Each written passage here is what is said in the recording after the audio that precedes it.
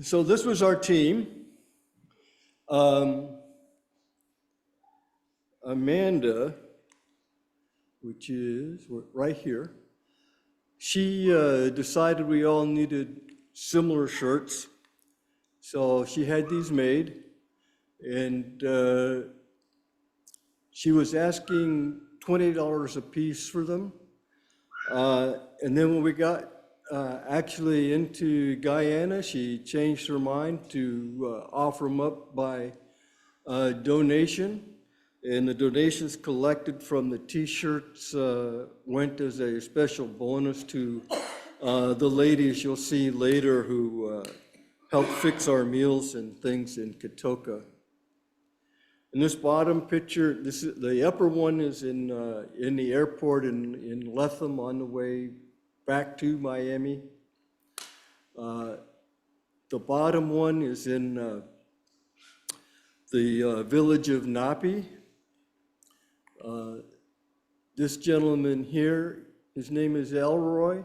He was the preacher in Yupakari, and now is a preacher in Napi, and considered helped to get us to come to the village. This is Sunil. He's our ground transportation coordinator. He gets us from the airport when we arrive to the hotel, and he collects all our luggage from the hotel and drives all night to the interior, so when we get where we're going, our luggage is already there. Oops, I gotta keep my hand off the buttons.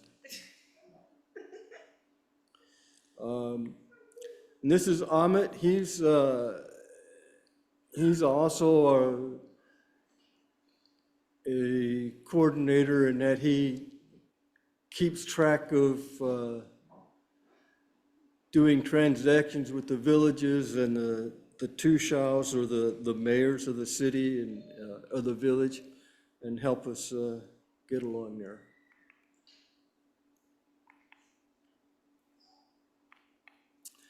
And this is in Lethem. This is fairly new construction. It wasn't there last year when we were there, so that's really new.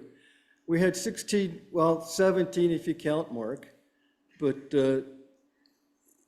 he doesn't really consider him team in relation to the 16 members, because those are those that work on the metal stuff. We were from 5 states. We visited 2 villages, and that says 550 patients, but it's the actual count based on what Mark put out in his presentation was 548.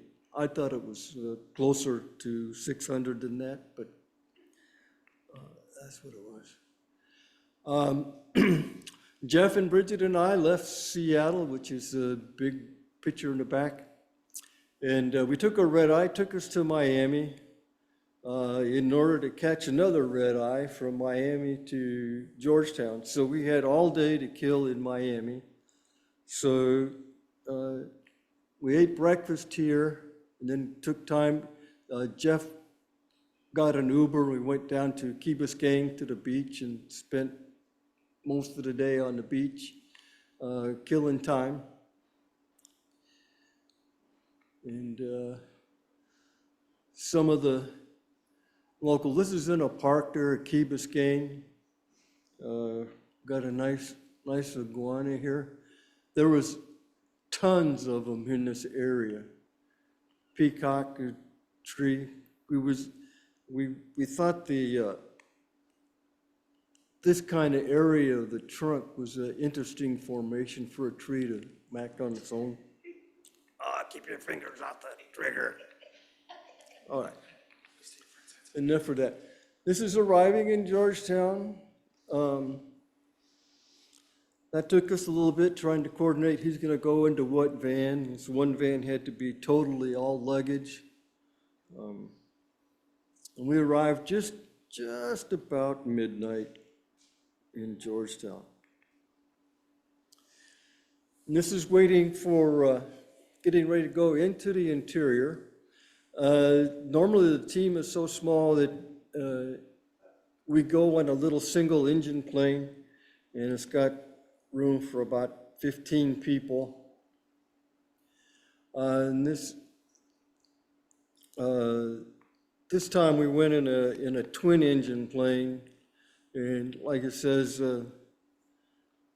the comparison in the room in the two planes is just that kind of a difference. Flying in a GC-10 or 747 would be why I describe the difference in the two kind of aircraft. This is a river crossing going to Katoka. It takes about maybe 45 minutes to cross. You have to hand pull everything over. The guys that were running the barge were kind of overwhelmed, so you can see here in the bottom that several of us took a hand to help pull that across. And of course, we're all standing here watching everybody else work. And this is a village of Katoka. Okay. And this is how they get their water. I stand corrected. These barrels are filled by rainwater, but they do have a pumping system that they can pump river water, stuff that they use for non-cleaning things. And down here at the bottom, just some of the local wildlife there.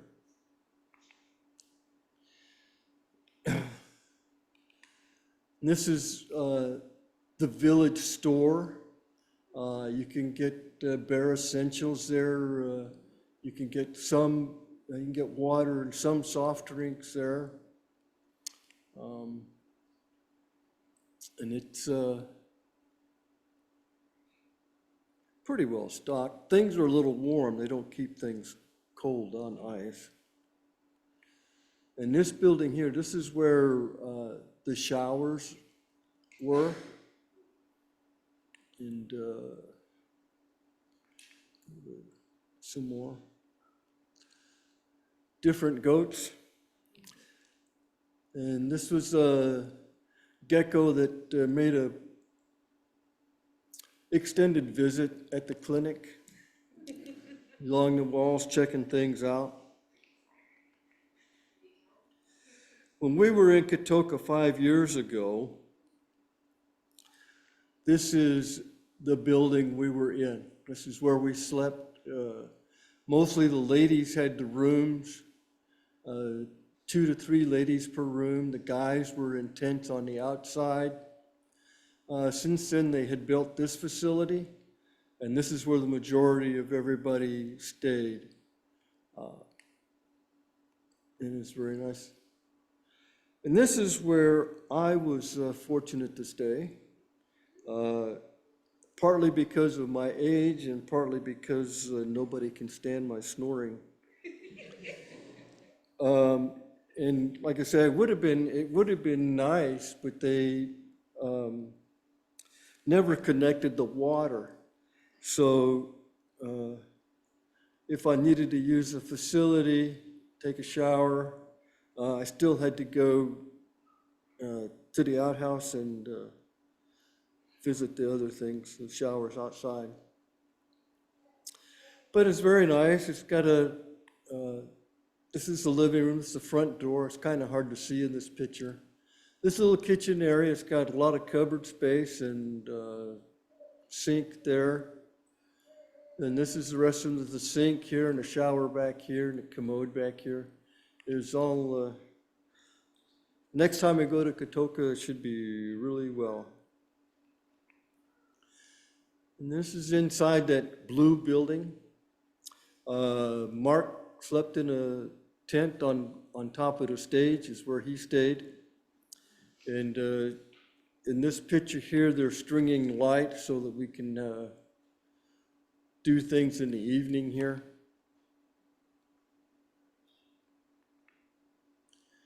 And this is inside the clinic itself. The patients were here. This is the pharmacy area. There's Jeff. This gentleman's name is Luke, and that's his son, Luke. But to keep from being confused on Luke, we chose, or his dad chose to call him Lucas. So it was Luke and Lucas, so that we can do. And they did a tremendous help. This is Lucas's first time outside the United States. He's 13, and shortly after they returned to the States from being in Guyana, he was immersed. So that was really great. And these are the lovely ladies that prepared our meals. They prepared for us 3 meals a day, breakfast, lunch, and dinner. Breakfast mostly consisted of scrambled eggs, what they call bake, or maybe Indian fry bread, maybe is a similar way to do it, or sopapillas. And these are the ladies that benefit from the collection of money from the t-shirts. And there's a lining up for dinner. And you can scrambled eggs in the bake and what they call sausage, but don't get fooled. What that is diced up Vienna sausages. So, fried in onion. Dinner time was always some form of chicken. Watermelon was a big thing, juices, some kind of fruit, and occasionally I had a salad. But it was all very good. In addition to cooking our meals, they offered to do laundry service for us, so we didn't have to bring any dirty clothes home. They did our laundry. And those that were staying inside that building while we were in the clinic, they were also sweeping and dusting and tidying up the rooms. And this is, like I said, beautiful sunsets. The haze you see up here and in here, I mean, it's a little hard to tell in these pictures, but the haze there is from the smoke. They had wildfires and they were all over the place, and that's due to the smoke is causing that haze. These are the gospel meetings, as typical. Most of the time, Mark preached. 2 of the nights, this gentleman, his name is Archer. He's a local preacher in Katoka. He did a lesson after Mark's, so he had 2 lessons that day. And we're sitting outside. Good thing for us to have insect repellent on because mosquitoes can get pretty tough. But it was well attended. We had everything was full. We had to bring our chairs from where we were staying and bring them down to help have additional seating to accommodate the villagers that came. And a lot of villagers, some come by van and some come by walking from surrounding villages, and some of them can take almost up to 2 hours by walking to get here. Kind of puts the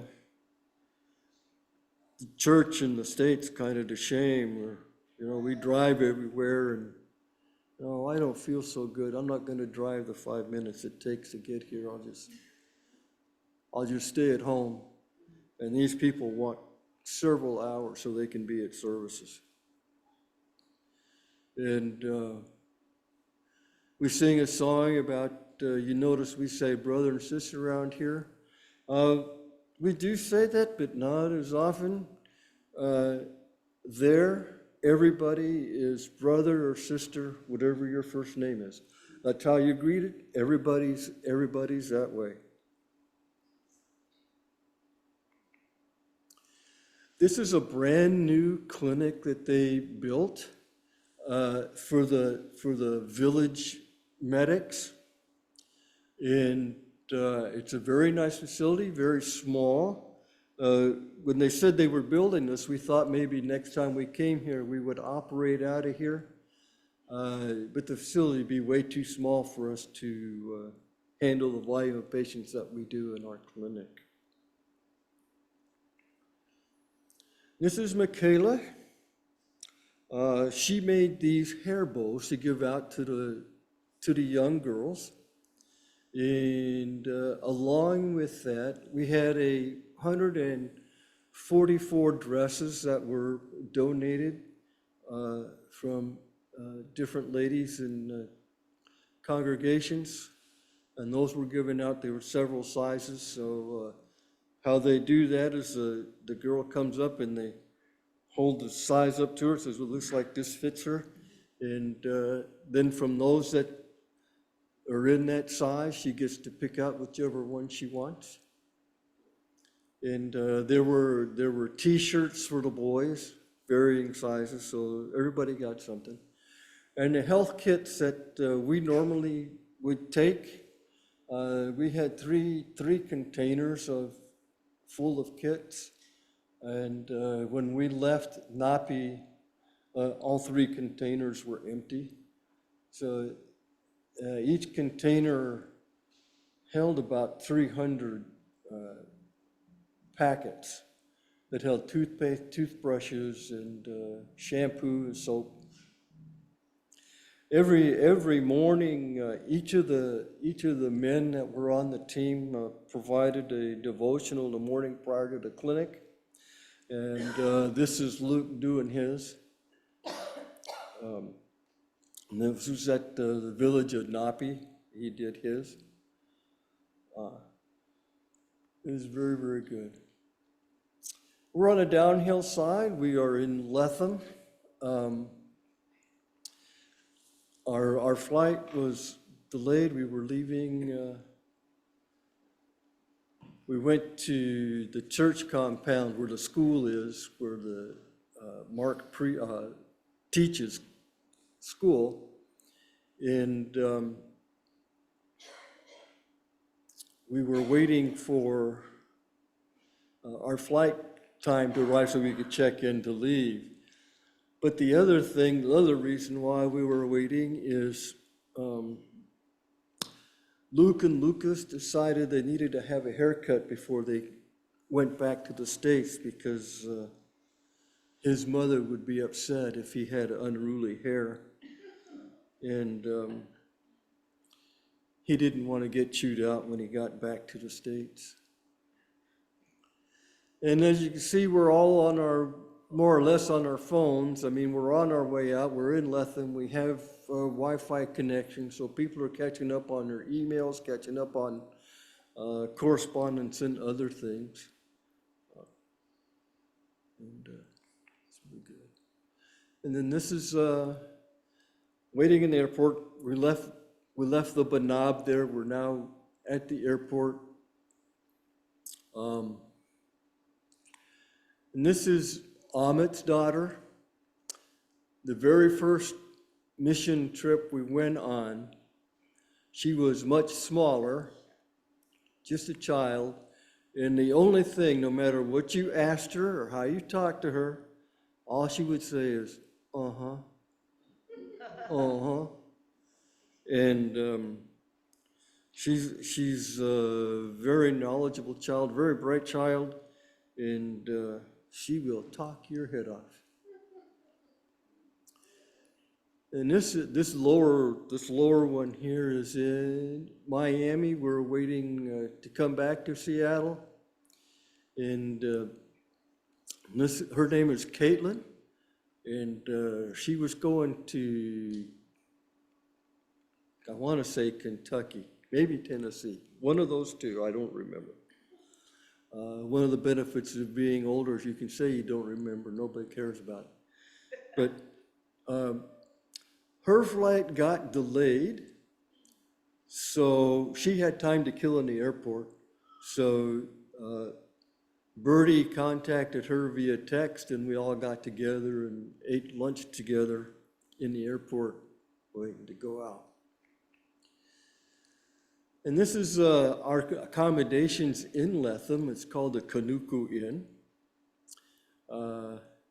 It's a very big place.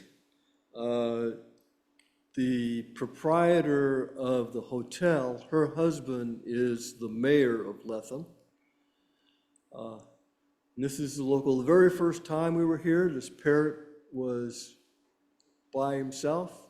Now there's a pair, and they're good. And then this is, bed, got mosquito netting. They weren't that bad here. But it was very good. And that concludes everything I have pretty much, other than our revised purpose statement for Puyallup is to share the love of Jesus so that everyone will know him. In Galatians 6:10, therefore, as we have opportunity, let us do good to all men, especially to those who are of the household of faith. And I believe that we have, to the best of our resources, set in motion fulfillment of both of these two principles here. In our revised mission statement to train and equip Christians to intentionally care, protect, and commit to Jesus and others, I also think we set in motion here in that the new clinic that was there, they have 2 medics who would probably training-wise or equivalent of EMT1s. They shadowed us in a clinic. They got better acquainted at how to triage, how to better use bandaging implements and other things so that they can provide better care to them, because things they can't handle have to go into Lethem, which is Guyana-wise, I guess I would compare it to maybe being in Puyallup. And if they can't handle it in Lethem, then they have to go all the way to the coast to Georgetown to be seen. Our gospel meetings every night was encouraging to those to the local body and encouraging to make connection with those. The last night, in Katoka, the Tushao, or the mayor, talked to Mark and Archer about wanting to sit down and study the Bible and see what it's all about. I can't express enough how much of a blessing being able to go there and participate in these trips. I would highly encourage anyone, if you've ever thought about it, to make a mission trip somewhere. Guyana's a possibility, Baja's a possibility, and we're working on something for the Philippines, Bill's working on. So opportunities are going to give you an opportunity to see how things are in other places. You can't help but be benefited by how well God takes care of his people. And it gives you a better perspective or a better appreciation maybe of the many blessings and opportunities that we have here in the States that others don't have. And you would think, we think poor them sometimes. In reality, it's poor us, because we get so lost in our leisurely things and our easy access to things that we just take so much for granted, and we don't open our eyes and expand the wonderfulness of God's love and connection. In Katoka, we had a couple, a man and a lady, who were on a motorcycle that was in an accident. She thought she had a sprained ankle. Turned out it was broken.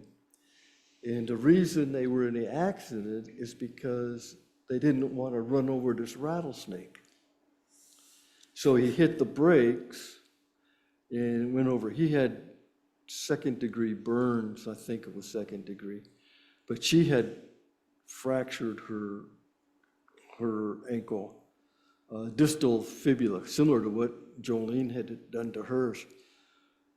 She'd been laying in bed 6 days before we got there. We managed to rearrange things, loaded them up, made an improvised splint, and we drove her into Lethem to see a little more extensive medical care. And the driver, snakes are amazing things. The snake spit at him, okay?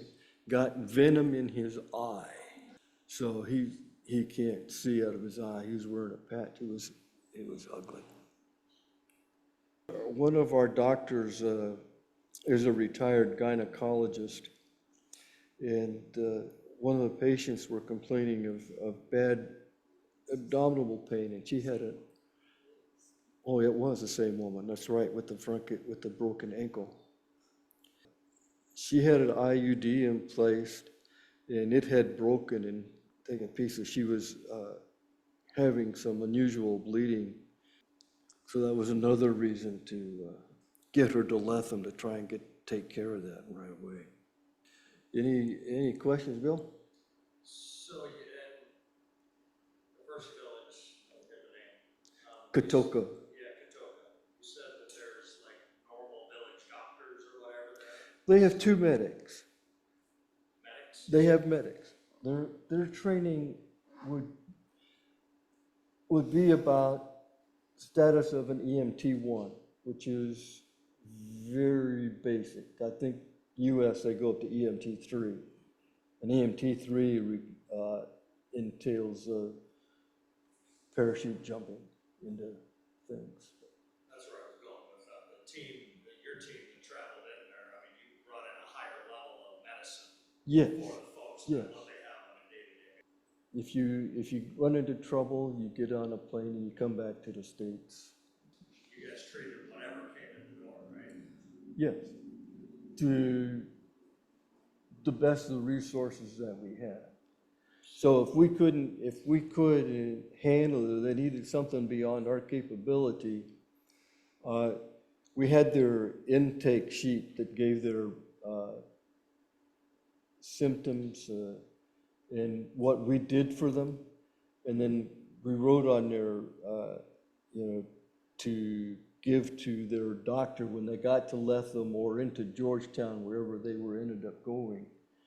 This is what we did. This is our recommendation. This is, kind of a thing. So they could take that to those doctors so they wouldn't be starting from scratch. Of the 16 team members that we had, well, say 15 because Angie is part of the medical team, but she's excluded in this. 6 of them were first-time mission trippers, okay? The rest of them had been on other mission trips, but first time to Guyana. So it was very, very good. Everybody worked together. Everything went really smooth. Everyone worked together, pitched in, saw things to get done. It's just great. I'm just curious, in the news, they talked about a threat from Venezuela. Did they talk anything about that, or is that just news? Well, they were disputing the oil I don't know how long ago, but in distant past. They negotiated a treaty between Guyana and Venezuela for this property. Well, then they discovered oil. And Venezuela wants their property back. By the time we got in country, Mark has said that they were negotiating a peaceful settlement. There weren't any troops massed at the border, that they were working things out. But there's a lot of oil people. When you go through customs, one of the questions they ask you, are you with the oil company? Any other question? I have one more. Okay. Did they ever get any solar flares down there on Sunset? Not as far as I know. Well, they're in English. Guyana speaks, they were controlled by the Brits for a long time, so everybody speaks English or Portuguese. And then you have the local native languages, Makushi and something else, I'm not sure. But they all speak English, so it's not a problem. And most of the solar players that Sunset puts out, as far as I can recall, are all in other languages so that the outlying villages could be taught. But Mark thought it was a good idea too, because there are a lot of remote villages that could use the extra teaching and support. And with their limited electricity, the solar players would be a good way to go in providing that support.